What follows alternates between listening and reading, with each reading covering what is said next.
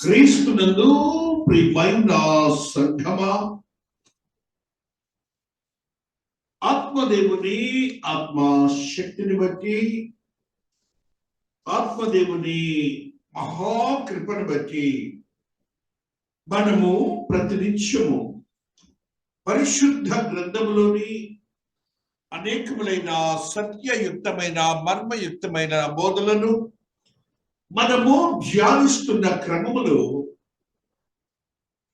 ఈ దినములకై ఆత్మదేవుడు మనతో మాట్లాడుతున్న కొన్ని సత్యములను మన ఆత్మీయతకు బలపరుచుకుందాం. మనము నిత్య జీవమునకు వారసులయ్యే యోగ్యతను సంపాదించుకుందాం. అది దేవుని యొక్క అభిష్టమై ఉంటున్నది. క్రీస్తునందు ప్రియమైనటువంటి వారులారా, దేవాది దేవుని యొక్క మహాకృపను బట్టి విశ్వాసులు, భక్తిపరులు, దేవుని యందు నిశ్చలత గల నీతిమంతులుగా తీర్చబడిన వారు, దేవుని కొరకు సిద్ధపరచబడినటువంటి ఆత్మీయతను కలిగినటువంటి వారు అనే పదములన్నీ కూడాను దేవాది దేవుడు భూమి మీదకు వచ్చాక ఈ లోకములో ఉన్నటువంటి మానవాళికి ఒక నిరీక్షణతో కూడిన యోగ్యకరమైన ఆత్మీయతో కూడా నామన్ క్లేచర్స్ అనగా నామాలని ఆయన ఇచ్చి స్టాంపులు వేశాడు. ఆయన గనుక లేని ఎడల ఈ పదములన్నీ మనకు వచ్చేవి కావు. ఆయన శ్రమలో, వ్యధలో, బాధలో, కష్టములో, అవమానములో, మరణములో ఉన్నటువంటి ప్రతి స్థితిని నీవు అనుభవించాలి. కాబట్టి దానిని తీసివేసి ఈ యొక్క నామన్ క్లేచర్స్ అని మనకిచ్చారు. పరిశుద్ధులుగా తీర్చబడ్డారు.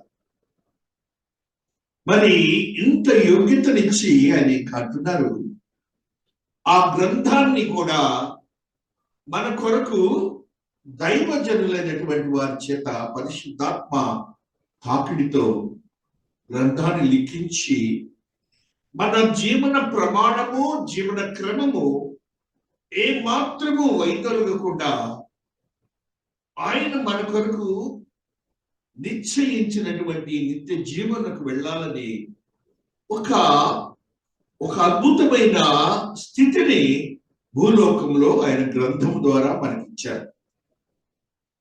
ఈ యొక్క ఎపిసోడ్ అనగా ఈ క్రమాన్నంతా కూడా మనము అనుభవిస్తూ జీవిస్తూనే ఉన్నాం.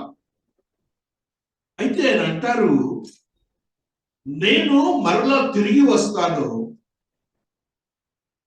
కాబట్టి ఆ సమయానికి మీరు ఈ రీతిగా సిద్ధపడి ఉండండి అని అంటున్నారు. ఆయన అయితే మొట్టమొదటిగా వచ్చినప్పుడు మనకి ఏ పేర్లు లేవు, మనకి ఏమీ లేదు. పాపులు పాపులు పాపులు, దుష్టులు, ద్రోహులు, ఎందుకు కొరగాని వారు, నరకపాత్రులు, ఇవి మనకున్న టైటిల్స్. వీటన్నిటినీ ఆయన కొట్టివేసి ఒక యోగ్యకరమైన స్థితిని మానవాళికి ఇచ్చారు. అందులో భాగమే మనమందరం. ఆ మానవాళి గ్రహించలేకపోతున్నారు. ఏంటో మేము క్రిస్టియన్స్ అంటారు. గ్రహించాలి, క్రిస్టియన్స్ అవ్వచ్చు. You may be the Christian, but ఆ టైటిల్స్ ఏదైతే ఇచ్చారో ఆయన, ఆ రీతిగా మనం జీవిస్తూ ఆయన రాకడ కొరకు ఎదురు చూసేవారిగా ఉండాలి. మొదటి రాకడలో నీకు ఇచ్చిన యోగ్యతను స్థిరపరచుకొని రెండవ రాకడలో ఆయనతో ఉండటానికి మన యొక్క భాగ్యాన్ని సిద్ధపరచుకోవాలి. ఆ సిద్ధపరచుకోవడానికి క్రీస్తు ప్రభులు వారు రెండవ రాకడ హెచ్చరికలు కొన్ని మనం ధ్యానిద్దాం. క్రీస్తు ప్రభులు వారి రెండవ రాకడ హెచ్చరికలు. హెచ్చరించుట నేను వస్తాను రెండవ రాకడలో, మీకు కొన్ని హెచ్చరికలు ఇస్తున్నాను, మీరు ఎలా ఉండాలి, నేను మీ కొరకు చేసే త్యాగము, అలాగనే మీరు మీకు మీరుగా కొన్ని సిద్ధాంతపరం కాదు, ఆత్మీయపరమైన జీవితాలు గడపాలని ఈ దినమున మనతో కొన్ని మాటలను దేవుడు మాట్లాడుతున్నారు. మనం వింటూనే ఉంటాం ఇవన్నీ. ఇప్పుడు కూడా మరలా రివైవ్ చేసుకొని మనకు మనముగా శుద్ధీకరింప చేసుకొని మన జీవితాలని భద్రపరుచుకుందాం. ఎస్కటాలజీ అంటారు. ఆ రాకడ కొరకు ఎదురు చూస్తున్న స్థితిని ఎస్కటాలజీ అనే మాటని వాడుతూ వస్తున్నాడు. మహాదేవుడు ఒక మాటని ఓల్డ్ టెస్ట్మెంట్ లో మాట్లాడుతూ మనతో మాట్లాడుతున్నాడు. కీర్తనకారుడు 107:34 ఒక సత్యాన్ని మాట్లాడారు. కీర్తనకారుడు 107:34 ఒక మాటని మనకు తెలియజేస్తూ ఉన్నారు. హల్లెలూయా, హల్లెలూయా, స్తోత్రం, స్తోత్రం. 107 నీటి దుగ్గలుగాను ఎండిన నేలగాను సత్తువు గల భూమిని చవటి పర్రగాను మార్చెను. అరణ్యమును నీటి మడుగును, ఎండిన నేల నీటి ఊటల చోటుగాను ఆయన మార్చి ఆయన నదులను అడవిగాను, నీటి మొగ్గులను ఎండిన నేలగాను, సత్తువు గల భూమిని చవటి పర్రగాను మార్చెను. అరణ్యమును నీటి మడుగుగాను, ఎండిన నేలను నీటి ఊటల చోటుగాను ఆయన మార్చి, వారు అచ్చట నివాసపురము ఏర్పరచుకున్నట్లును, పొలములలో విత్తనములు చల్లి ద్రాక్ష తోటలు నాటి వాటి వలన సస్యఫల సమృద్ధి పొందినట్లును ఆయన ఆకలి కొనిన వారిని అచ్చట కాపురం ఉంచెను. మరియు ఆయన వారిని ఆశీర్వదింపగా వారు అధికముగా సంతానాభివృద్ధి నందిరి. ఆయన వారి పశువులను తగ్గిపోనీయలేదు. వారు బాధ వలనను, ఇబ్బంది వలనను, దుఃఖం వలనను తగ్గిపోయినప్పుడు మహారాజు మహాదేవుడు ఆయన మనకిచ్చిన యోగ్యతలు ఇది. చవిటి పర్ర అంటే భూమి బాగానే ఉంటుంది, చవిటి భూమి ఉంటుంది, మంచి 100 ఎకరాలను ఉండొచ్చు, పండదు. అలాంటి వారు మనం, ఎండిన వారము. అలాంటి వారికి యోగ్యకరమైన స్థితిని దేవుడు ఇచ్చారు. ఆ స్థితిలో మనము ఏం చేయాలి అని అంటే, మహాదేవుడు ఆది కాండంలో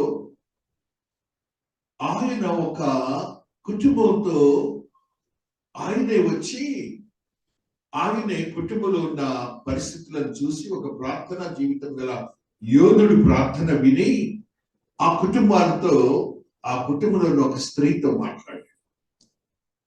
ఆది కాండము 19:17 మహాదేవుడు ఈ మాటని మాట్లాడి మన జీవితాల్లో, మన కుటుంబంలో మనం ఎలా ఉంటున్నామని కూడా మనం గుర్తించుకొని ఆ దేవుని యొక్క మాటల్లో ఉన్న సత్యాలను మనం గ్రహించుకోవాలి, స్థిరపరచుకోవాలని మహాదేవుడు మనతో స్థిరత్వంతో కూడిన ఆశీర్వాదాలతో మాట్లాడుతూ వస్తున్నారు.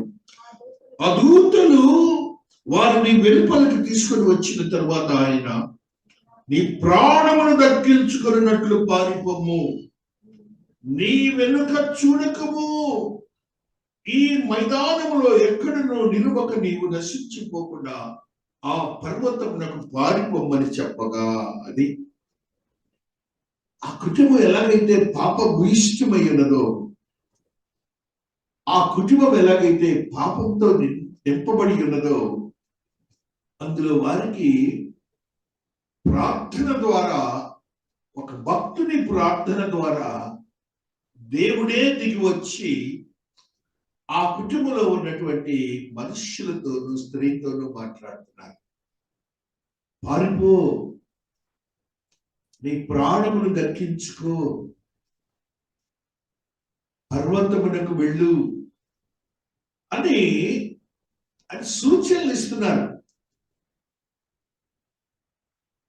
అనగా లోకములో ఉన్న పాపమునకు మనము దూరముగా ఉండటానికి ప్రయత్నం చేయాలి. లోకములో ఉన్న పాపము నిన్ను మరణమునకు గురి చేస్తుంది. మరణమునకు గురి చేస్తుంది.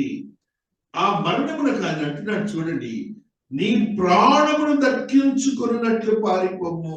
ఇప్పుడు అది మనం చేయాల్సింది రెండవ రాకడలో. మన ప్రాణాన్ని దక్కించుకోవాలి. ఆయన ఇచ్చాడు మనకు ఒక ఆసరా, మార్గం. ఈ మార్గములో మన ప్రాణాన్ని ఎలా దక్కించుకోవాలి? పారిపోవాలి దుష్టుని చెంత నుండి, పాపము చెంత నుండి, ఈ లోకరీతిగా ఉన్న ఆశల నుండి మనము పారిపోవాలి అంటూ అంటున్నాడు. నీ వెనుక చూడకము. నీ ఉండే ప్రదేశం ముందు చూశారు, దాన్ని గురించి కూడా చెబుతున్నాడు. ఏదైతే నిన్ను పాపంలోని పడేస్తుందో ఆ మైదానంలో కూడా నువ్వు ఉండొద్దు అంటున్నాడు. క్యాంపస్ మైదానం రెండు వేరు. అక్కడ కూడా ఉండద్దు నీవు. అక్కడ నుండి పారిపో. అనక నశించిపోకుండా ఆ పర్వతమునకు వెళ్ళిపో. కాబట్టి ఆ దినాల్లో దేవాతి దేవుడు ఆ మనుషులతో మాట్లాడిన మాట ఈవేళ మనతో కూడా మాట్లాడుతున్నారు. దేవుడే దిగి వచ్చి వారిని చేసిన క్రియలు మనకు దేవుడే దిగి వచ్చి భూమి మీదకి మనకి యోగ్యకరమైన మాటని వాళ్ళ లూక్లో మాట్లాడారు. లూకాసు సువార్తలో ఆయన మాట్లాడిన మాటని మనం చూసినప్పుడు ఆయన ఎక్కడుంటున్న ఏమంటున్నారో చూశారంటే 30వ వచనము, ఆ ప్రకారమే మనుష్య కుమారుడు ప్రత్యక్షమగు దినము జరుగును. ఇప్పుడు ఆ పై క్లాస్ ఎన్ని వాళ్ళు జరుగుతున్నాయి. రియల్ ఎస్టేట్ బిజినెస్ అని మనం ఇంటుంటాం. ప్రతి ఒక్కళ్ళు బయలుదేరారు. ఇల్లు కట్టొచ్చు, అమ్మొచ్చు, మరలా తినొచ్చు, త్రాగొచ్చు. ఏ మాత్రం తేడా ఉందండి అందులో? వాళ్ళ జనం ఉంటున్న పరిస్థితులు. పెండ్లాడొచ్చు, పెండ్లికి ఇయ్యబడచ్చు నుండి. పెండ్లాడచ్చు, పెండ్లికి ఇయ్యబడుచుండ్రి. పెళ్ళిళ్ళు చేసుకుంటున్నారు, రేపే మళ్ళీ పెళ్లికి. అసలు ఏ మాత్రం ఆగట్లేదు. దానికి ఏదో ఒక వార్తలు చెప్తున్నారు. అది ఇప్పుడు జరుగుతుంది. ఆయన చెప్పింది స్పష్టంగా ఈ లోకంలో జరుగుతూ వస్తున్నది. వారి భావాలు ఎలాగున్నాయంటే వాక్యానుసారమైన భావాలు ఈ దినాల్లో యవనస్తులు పైట్లో. పూర్వము ఒక వివాహం జరిగింది అని అంటే ఎంత నిబద్ధతతో ఉండేవారు. మరణ పర్యంతము కూడా వదిలేవారు కాదు. ఇంకా ఈ భారతదేశంలో సతీ సహగమనం అని ఉండేది. అక్కడికి కూడా తీసుకొని వెళ్ళేవారు. వేళ కనీసం చూపు కూడా వేరుగా ఉంటే తేడాలు వచ్చేసి తెల్లారి కాగితాలు తీసుకుంటున్నారు.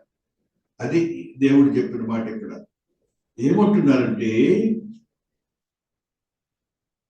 ఆయన త్రాగుచు, పెండ్లాడుచు, పెండ్లికి ఇయ్యబడుచు నుండి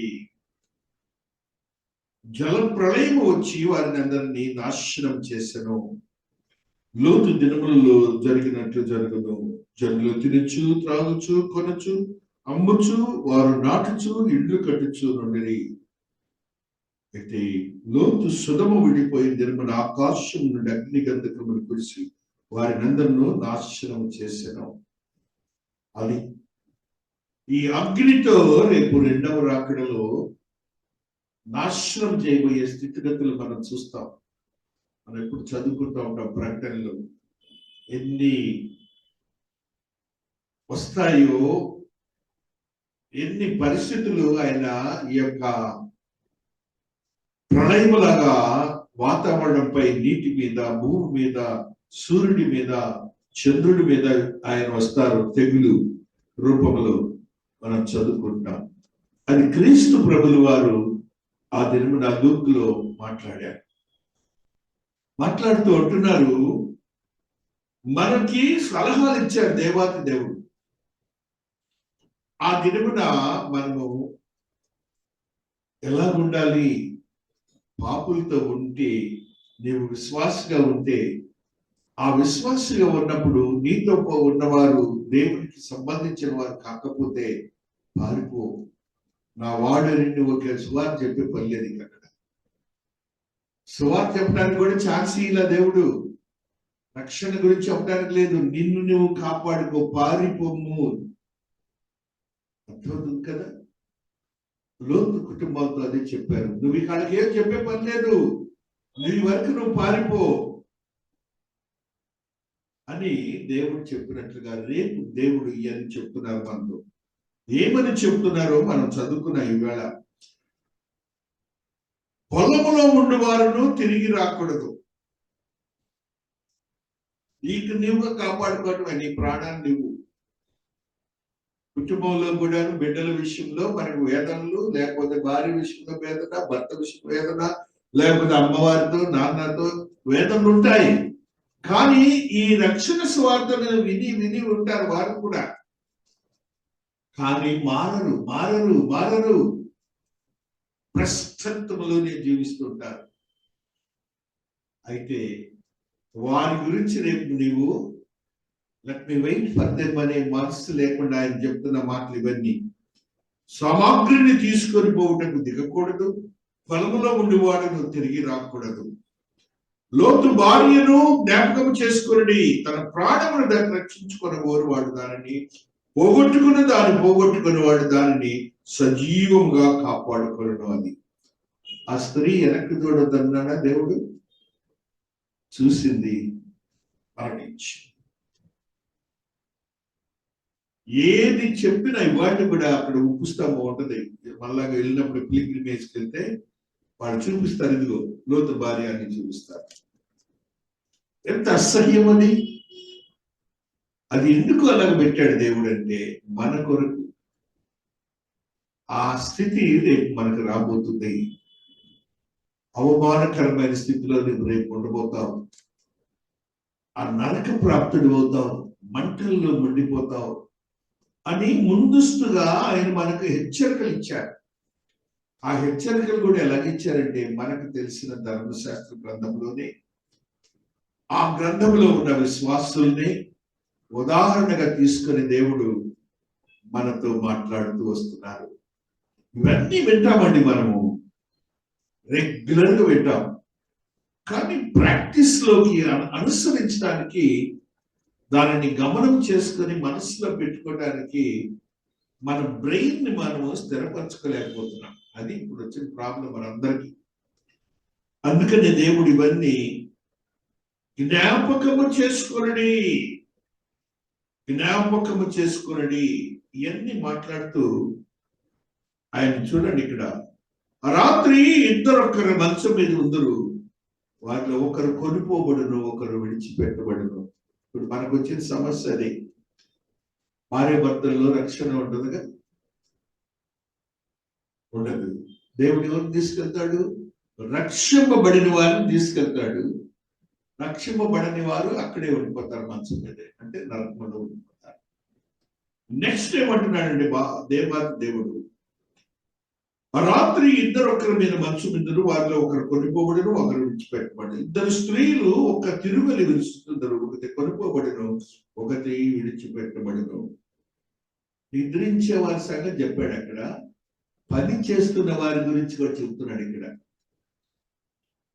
ఇద్దరు పని చేస్తున్నారు, ఒకే పని చేస్తున్నారు. ఈ లోకరీతిగా తప్పదు మనకి. లోకరీతిగా ఒకే పని ఇద్దరం చేస్తాం, పాపులను చేస్తాం, నీతిమంతులను చేస్తాం. అయితే ఇద్దరిలో ఒకరు దేవుడు తీసుకొని వెళ్తాడట, ఒకరు ఇక్కడే ఉంటారట. మరలా అంటున్నారు, అక్కడే ఆయన అడుగుతున్నాడు. ఎవరు? శిష్యులు అడుగుతున్నారు, ప్రభువా ఇది ఎక్కడ జరుగునని ఆయన అడిగినందుకు ఆయన, పీనుగు ఎక్కడ ఉన్నదో అక్కడి గద్దలను పోగవునని వారితో చెప్పాను. అంటే ఏంటండి పీనుగు అంటే? శవం అని మనం మాట్లాడతాం. పీనుగని తెలుగు మాట. అయితే ప్రాణము లేనిది, ప్రాణము లేని చోట ఆ యొక్క శరీరం ఉన్నప్పుడు ఏమవుతుంది? అక్కడ గద్దలు ఎక్కడో ఉంటాయి. మహాకాశంలో మహాకాశంలో గద్దలు దిగి ఆ శవాన్ని ఏం చేస్తాయి? తినడానికి ప్రయత్నం చేస్తాయి. అనగా లోకంలోనే ఉన్నటువంటి ఒక పక్షి తన దృష్టిని సాధించి ఏ శవమైతే దాని మీదకి వస్తుందో మహాకాశంలో వస్తుంది. కొన్ని కిలోమీటర్లు కనపడుతుంది శవమని, పాపమని ఆయన మహాకాశంలో చూస్తారు.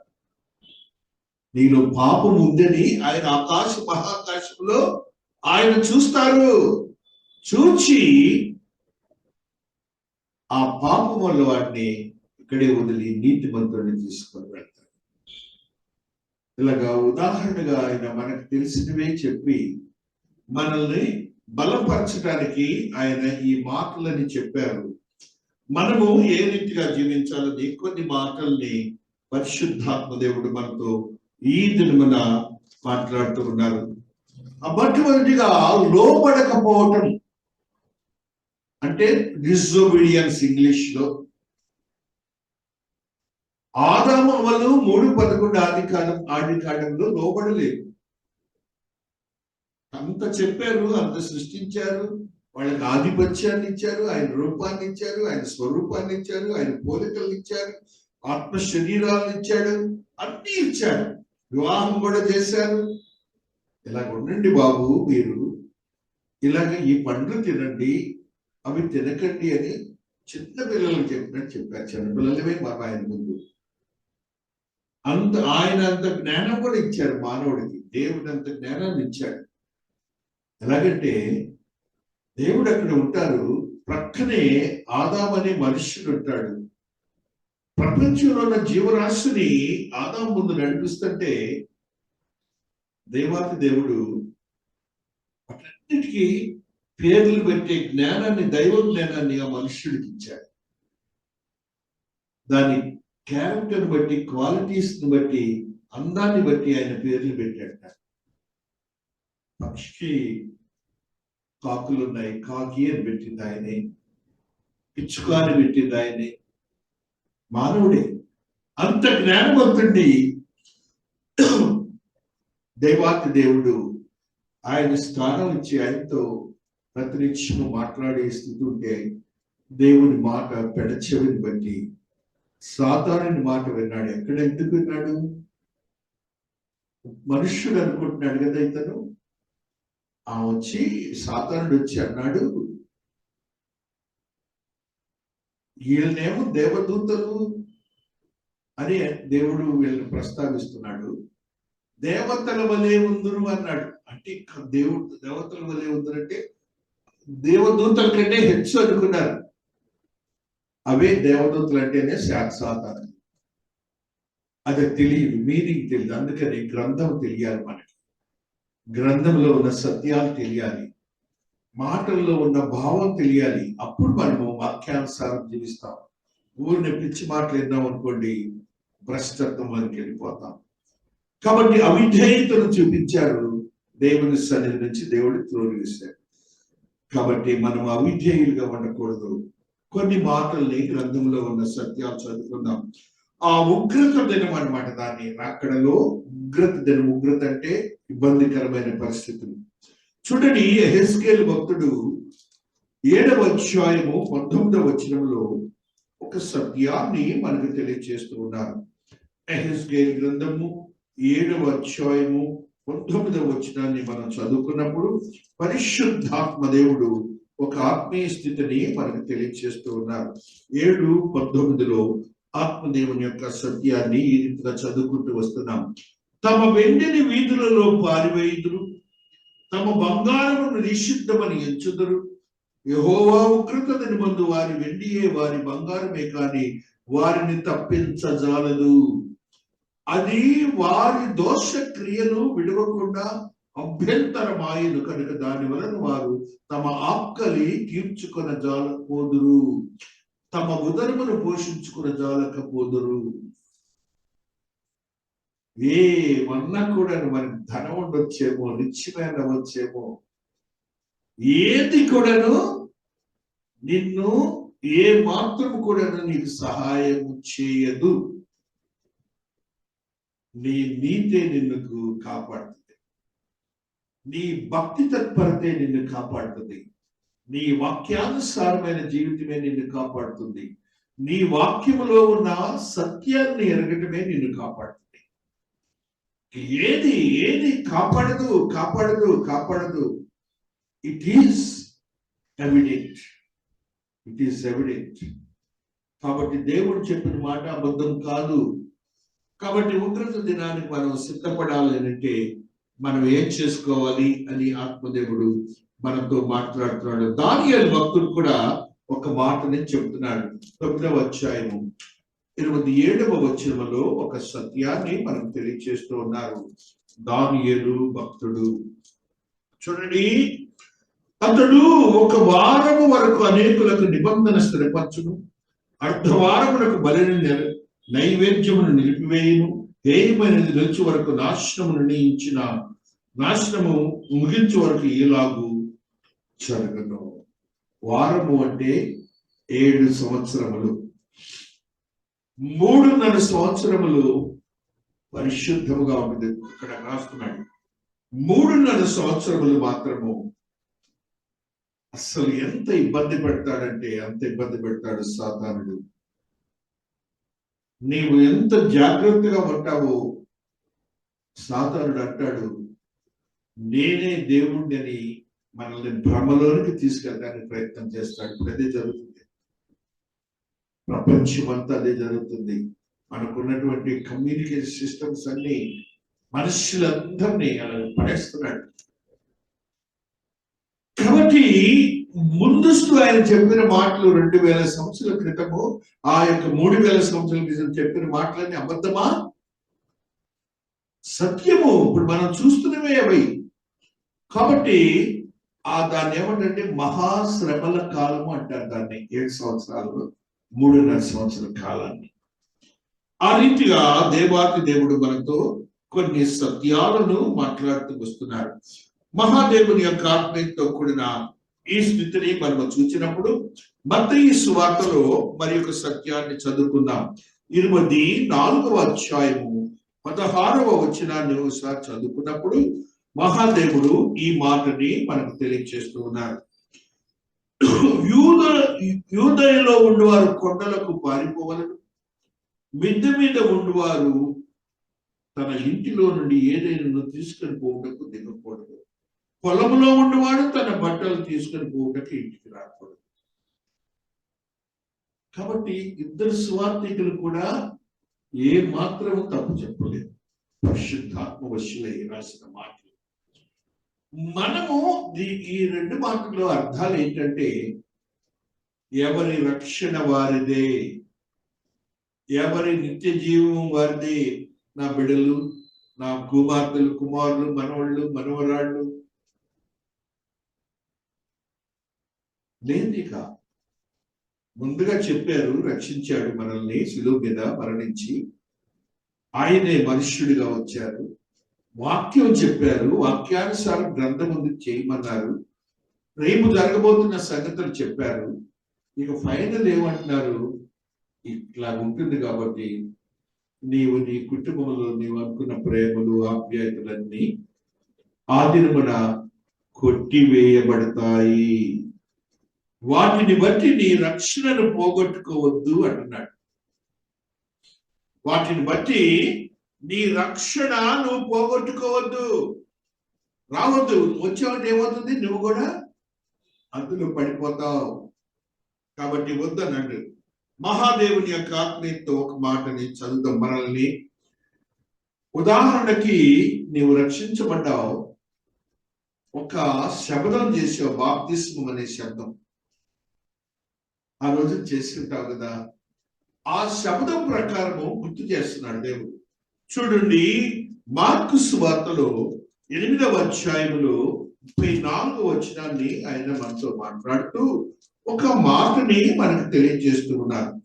అంతటా ఆయన తన శిష్యులను జనసమూహము తన ఎద్దుకు పిలిచి, నన్ను వెంబడింపగోరువాడు తన్ను తాను ఉపేక్షించుకొని తన సిలువ ఎత్తుకొని నన్ను వెంబడింపవలెను. తన ప్రాణమును రక్షింపగోరువాడు దాన్ని పోగొట్టుకొనును.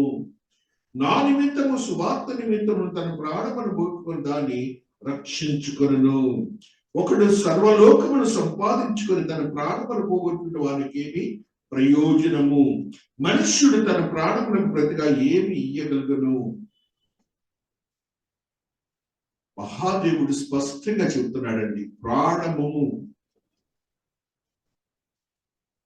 నీవు చేయవలసిందల్లా ఏమిటంటే వాక్యానుసారం జీవించవలసిందే. ఆ జీవిస్తూ మనల్ని ఏమంటున్నాడంటే, తన్ను తాను ఉపేక్షించుకొని తన సిలువ ఎత్తుకొని. అర్థమవుతుంది కదా? డినైల్, ఇంగ్లీష్ లో ఉపేక్షించుకున్నట అంటే డినైల్. చిచి, నేనేంటి, నేను పెద్ద స్పష్టత గల అధికారిని, లేకపోతే ధనవంతుడిని, అందగాడిని, లేకపోతే నన్ను అందరూ గొప్పగా మాట్లాడుకుంటారు, నాకున్నటువంటి లిటరేచర్ ప్రభావం మీకు తెలియదు, ఇంగ్లీష్ ప్రభావం తెలియదు, అవి లేవు అని, అవి నావి కావు అని నువ్వు ఉపేక్షించుకోవాలి.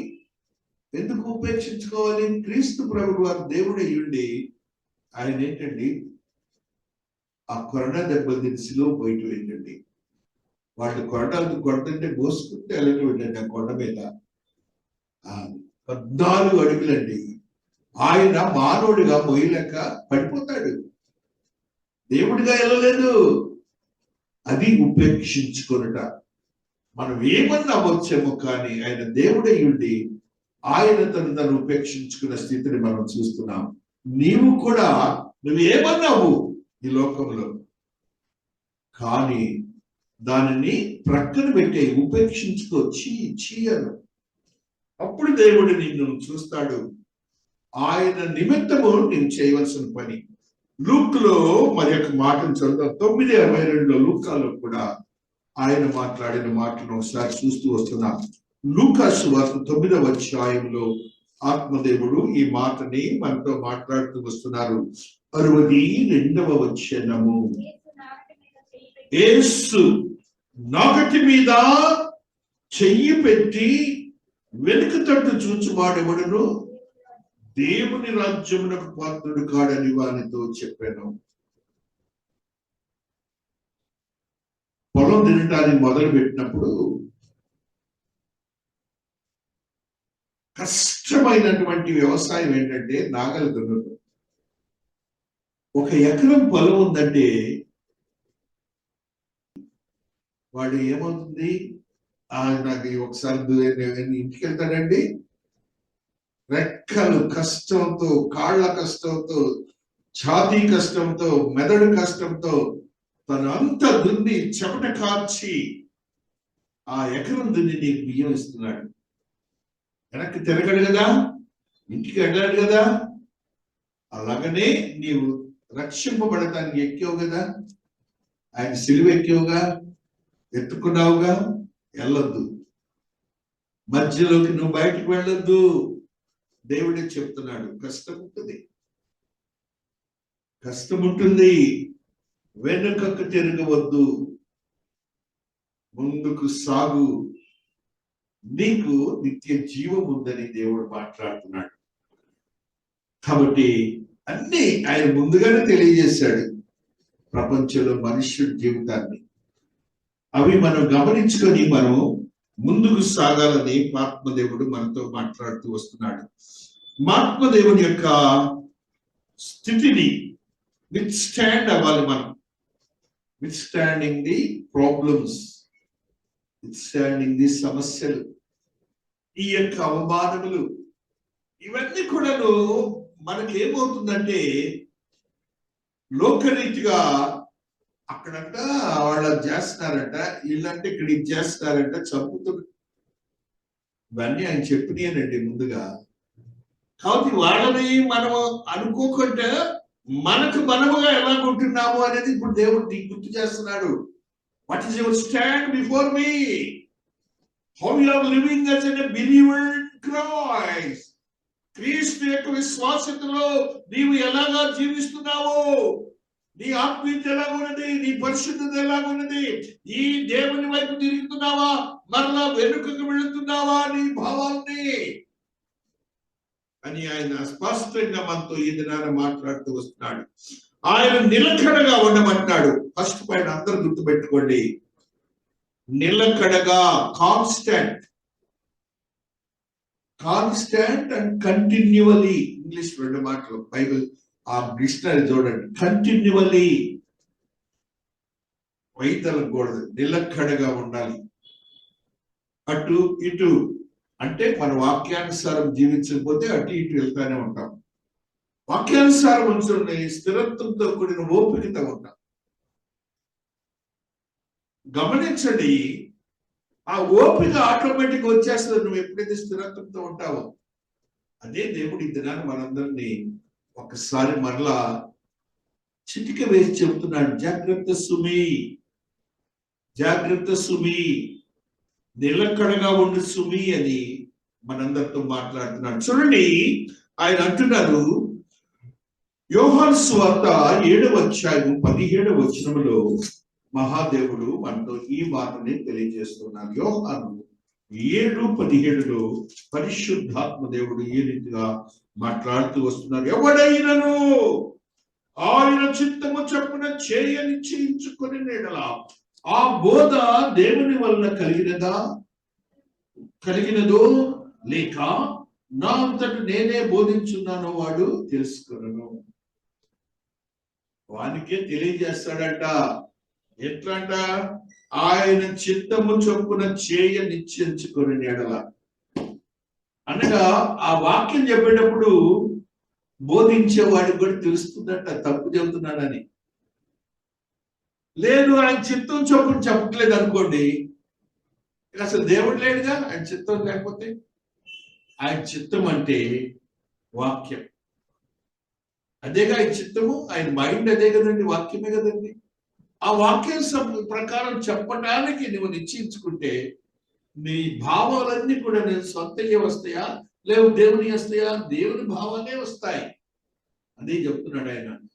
దేవుని వల్ల కలిగినదో లేక నా అంతటి నేను బోధించుతున్నానో వాడు తెలుసుకున్నాను. తనంతట తానే బోధించువాడు, చూడండి, తనంతట తానే బోధించువాడు స్వకీయ మహిమను వెదకుడును, కానీ తన్ను పంపిన వారి మహిమను వెదకువాడు సత్యవంతుడు, ఆయన యందు ఏ దుర్నీతి లేదు.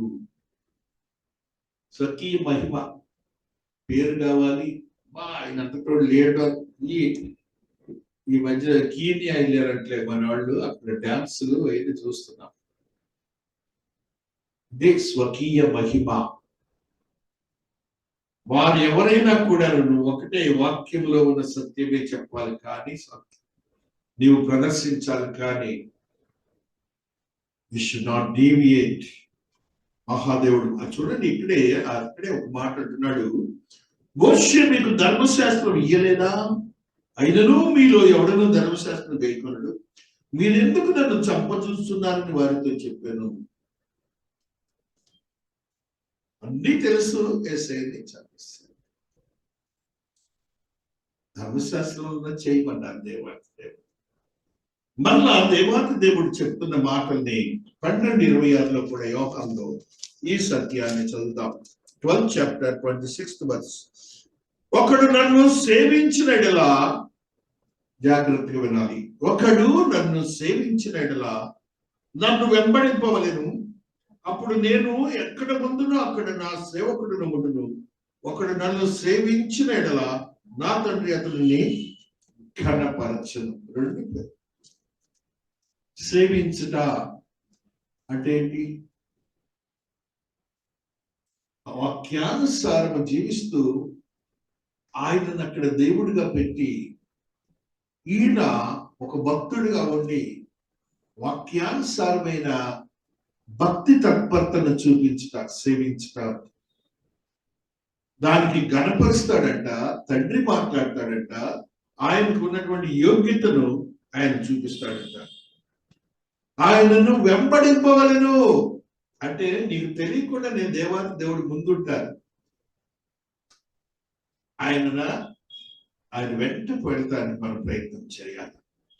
అనగా వాక్యం వెంటే ఉండాలి. కానీ మన క్రమాలు ఉంటాయి చూశారు, క్రమం ఉంటుంది మనకి. ఆ క్రమం వెంట పరిగెత్తాం మనం. మన ఇంట్లో పనులు ఉంటాయి. ఇప్పుడు గుర్తు వస్తుంది మన క్రమం. 10 o'clock అన్నాగా చేయవచ్చు, అది మన క్రమం. వెంబడించేటప్పుడు ఎప్పుడు వెంబడిస్తాం? 9:50కే వెంబడిస్తాం. అది చాలా సున్నితంగా దేవుడు మాట్లాడతారండి. మనుషుల యొక్క మనస్తత్వాలను బట్టి మనం జాగ్రత్తగా ఉండాలి. ఈ దినమునికై ఒక మాటని చదువుదాం. దేవుని యందు నిలకడగా ఉండటం అనేది ఈ 2 మాటల ద్వారా మనం తెలుస్తాం. Standing still. ఇంకొక మాటని చదువుకొని తర్వాత మిగతా విషయాలు బోర్డు ఉన్నాయి, మనం క్రమంగా సాటర్డే చదువుకుంటూ ఉందాం. ప్రతిదినము నిన్ను నీవు తృణీకరించుకో. Renounce all self-dependence, self-interest, self-persistent, which are contrary to God. దేవుని యొక్క మనసుకి వాక్యానికి విరోధమైనదంటే ఇవన్నీ. సెల్ఫ్ డిపెండెన్స్, పొందలే దేవుడు చేస్తాడు అనే క్రమం ఉండాలి. నెక్స్ట్ ఏమంటాడు? Self interest. ఆయన పనికి వచ్చేటప్పటికి నీ ఇంట్రెస్ట్ చూపించదు. ఆయన ఇప్పుడు సెల్ఫ్ ఇంట్రెస్ట్ ఇవ్వద్దు. ఆయన పనికి నువ్వు చేయవలసినంత సేపు ఆయన వెంబడించాలి. అదే ఉంచాలి. Contrary to God. దేవుని మనసుకి విరోధమైనది ఎలాగ ఉండొద్దు. దేవుడు స్పష్టంగా చెప్తాడు. రోమీయులకు రాసిన పత్రిక 6వ అధ్యాయం 16వ వచనంలో మహాదేవుడు ఈ మాటని మనకు తెలియజేస్తున్నాడు. రోమీయులకు రాసిన పత్రిక 6వ అధ్యాయము 16వ వచనంలో ఈ సత్యము లిఖించబడి ఉన్నది.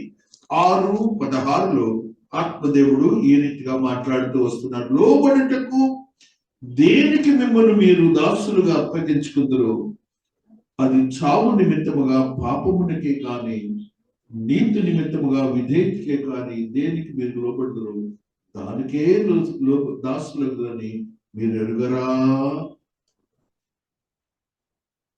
పాపానికి దాసులైతే పాపం అవుతుంది, అప్పుడు చావు వస్తుందంట. అది చక్కగా దేవుడు మాట్లాడతాడు. నీతికి దాసులం అయితే విధేయతనైతే నిత్య జీవం ఉంది. అది మనం దేనికి మనం దాసులం అవుతున్నామో చూసుకోవాలండి. రాకడి సమయంలో దేవుడు మాట్లాడుతున్న మాటలు 23లో కూడా చూడండి. ఏలైనగా పాపము వలన వచ్చు జీతము మరణము, అయితే దేవుని కృపావరము మన ప్రభు అయిన యేసునందు నిత్య జీవము. మహాదేవుడు అట్టి సత్యాలను మనకు బోధిస్తున్నారు. మరి యొక్క సత్యాన్ని ధ్యానించుకుంటూ వస్తున్నాం. కొలోషియన్స్ లో ఉన్న ఒక మాటని ధ్యానిద్దాం. 3వ అధ్యాయము 2వ వచనాన్ని చదువుకుంటూ వస్తున్నాం. కొలస్సీయులకు రాసిన పత్రిక 3వ అధ్యాయములో ఉన్న ఈ సత్యాన్ని మనం చదువుకుంటున్నాం. 2వ వచనాన్ని చదువుకుంటూ వస్తున్నాం. పైనున్న వాటి మీదనే కానీ భూ సంబంధమైన మనస్సు పెట్టుకొనకుడి. ఏలైనగా మీరు ముక్తి పొందితరి, మీ జీవము క్రీస్తుతో కూడా దేవుని యందు దాచబడి ఉన్నది. ఎంత మాట అండి! అండర్లైన్ చేసుకొని రోజు ప్రార్థన చేసుకోండి. ఎంత చక్కని ఆశ్చర్యకరమైన వాగ్దానము, ఆదరణతో కూడిన మాట అంటే, ఏలైనగా మీరు మృతి పొందితరి, మీ జీవము క్రీస్తుతో కూడా దేవుని యందు దాచబడి ఉన్నది. ఎంత గొప్ప మాట అండి! అనగా సాతానుడు తీసుకెళ్ళటానికి ఛాన్స్ ఇవ్వట్ల దేవుడు, అయినా మనకి మనంగా ఆ ఛాన్స్ ఇస్తున్నామని గుర్తించుకోవాలి. దాచబడి ఉన్నది. ఆ మాటలు మనం గ్రహించినప్పుడు ఆత్మదేవుడు మరి యొక్క సత్యాన్ని మనకు తెలియజేస్తున్నాడు. 10వ వచనాన్ని ఒకసారి చదువుకుందాం. ఒకరితో ఒకడు అబద్ధమాడకుడి, ఏలైనగా ప్రాచీన స్వభావమును దాని క్రియలతో కూడా మీరు పరిత్యజించి జ్ఞానము కలుగు నిమిత్తము దానిని సృష్టించిన వారి పోలిక చొప్పున నూతన పరచబడుతున్న నవీన స్వభావంలో ధరించుకొనుడి. నూతన స్వభావంలోకి ఉందాం. రెండవ రకంలో మనం చేయాల్సిన పనులండి ఇవన్నీ కూడా.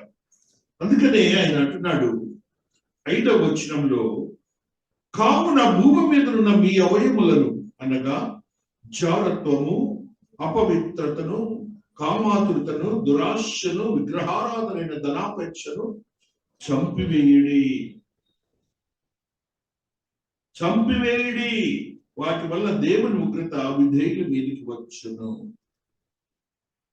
పూర్వము వారి మధ్య జీవించినప్పుడు మీరును వీటిని అనుసరించి నడుచుకుంటుంది. ఇప్పుడైతే మీరు కోపము, ఆగ్రహము, దుష్టత్వము, దూషణ, మీ నోట బూతులు అని వీటన్నిటిని విసర్జించుడి. ఇవన్నీ ఒకప్పుడు మనకున్నాయి. క్రీస్తు వారిని ఎరుగక మునుపు దాన్ని క్యాజువల్ గా కూడా మాట్లాడుతండి. ఇవన్నీ ఎందుకు ఇలాంటి మాటలు కూడా దేవుడు రాస్తారు? ఆయనకి ఉగ్రతకి ఇవి ఆసరా, అందులోకి వెళ్ళకూడదు మనం. కాబట్టి ఆయన అంటున్న మాటని మనం గుర్తించుకుందాం. మహాదేవుడు మాట్లాడుతున్నాడు ఈ మాటల్ని. ఆత్మదేవుని యొక్క 14వ వచనం చదువుకొని ఈ రోజుకి ముగిద్దాం. వీటన్నిటి పైన పరిపూర్ణత అనుబంధమైన ప్రేమను ధరించుకోండి. క్రీస్తు అనుగ్రహించిన సమాధానము మీ హృదయములలో ఏలుచుండనేది. ఇందుకొరకే మీరొక శరీరముగా పిలువబడుతుంది మరియు కృతజ్ఞులై ఉండి. గ్రాటిట్యూడ్ అంటారే, కృతజ్ఞులై ఉండి దేవునికి. అంత మన ఏ టైటిల్ లేదు, పాపులు దోషులు ఎందుకు పనికిరాని వాళ్ళు అన్న దానికి ఎంత పరిశుద్ధులని టైటిల్ ఇచ్చి అక్కడికి సిద్ధంగా ఉండయ్యా అని చెప్పినా కూడా ఆయన మీద ప్రేమ కలగట్లేదు జనాలకి. ఉచితంగా ఇచ్చాడుగా రక్షణ. అందుకు మాకు ₹1,00,00,000 అయిందంటే అప్పుడు ఉండేది, ఆయన ఉచితం ఇచ్చాడు. డబ్బులు పెట్టుకున్నాం కంటే వస్తువు గట్టిగా పెడతారు, దాచి పెడతారు, ఇంట్లో బీరువాళ్ళు పెడతారు, లాకర్లో పెడతారు. కాబట్టి క్రీస్తునందు ప్రియమైన కొద్ది మాటలు ధ్యానించాం. చాలా ఉన్నాయి. రాకడికి హెచ్చరికలో మనం ఎలా ఉండాలని పరిశుద్ధాత్మ దేవుడి దినాన్ని తెలియజేశాడు. దేవుడు ఈ పరిశుద్ధ వాక్యమును దీవించి ఆశీర్వదించునుగాక. ఆమేన్.